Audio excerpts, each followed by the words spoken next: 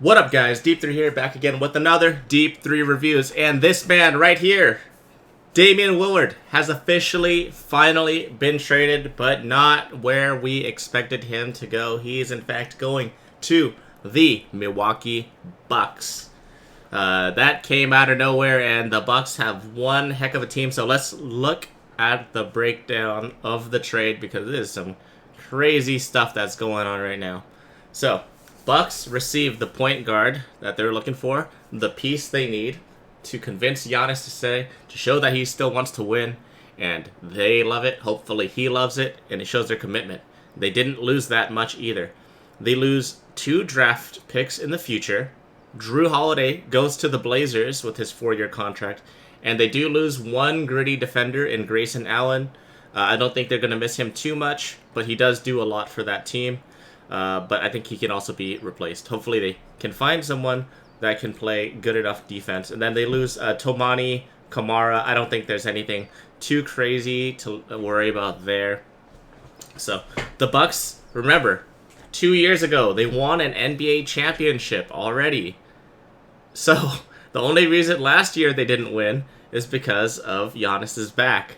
So this should easily keep the Bucks in top 2 seed contention for winning the championship again, at least in the East. They should be in the finals next to the Celtics, and in theory, possibly, maybe, air quotes, 76ers. You know, it depends on Harden's commitment, or if they can get rid of Harden for somebody else. There has been interest from Drew Holiday and the 76ers organization to go back to the team he was drafted from, so it's very early in the trade talks there. What would happen? It'll be very interesting to see. I mean, Harden wants out, so I guess Drew Holiday is like the next best option.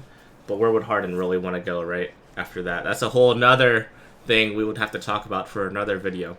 But yeah, all in all around for the Bucks, 2 thumbs up. Fantastic trade for them. Blazers, they continue their path of rebuilding by getting DeAndre Ayton.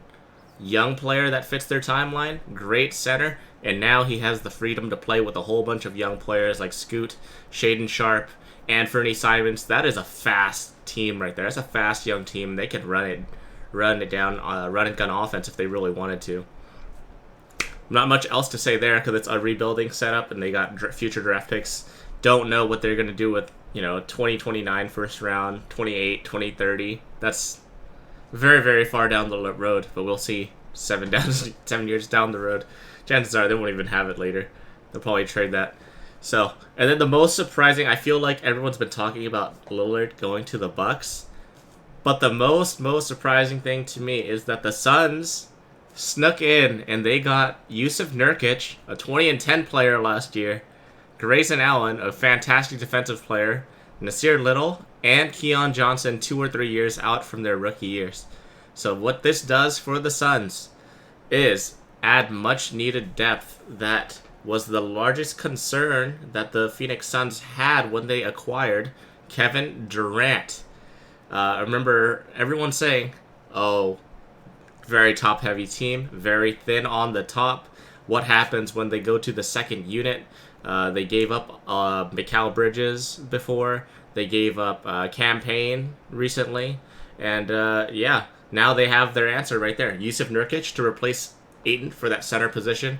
That Ayton relationship was very, very toxic for like the last 2 years. And honestly, it was not working out, even though Ayton's a fantastic player. Yusuf Nurkic, one of the best center three-point shooters next to Brook Lopez, I believe. So he's going to fit that team very, very well, and he can defend. Grayson Allen also can defend off the bench, can play off the bench very well. Nasir Little, Keon Johnson, we don't know how well they'll play. I know Little is kind of like a 4-point, maybe 3 rebounds a game type of player. Keon hasn't done much either, so we'll see what happens there. But the Grayson Allen part will help a ton, and I feel like that went right under the radar.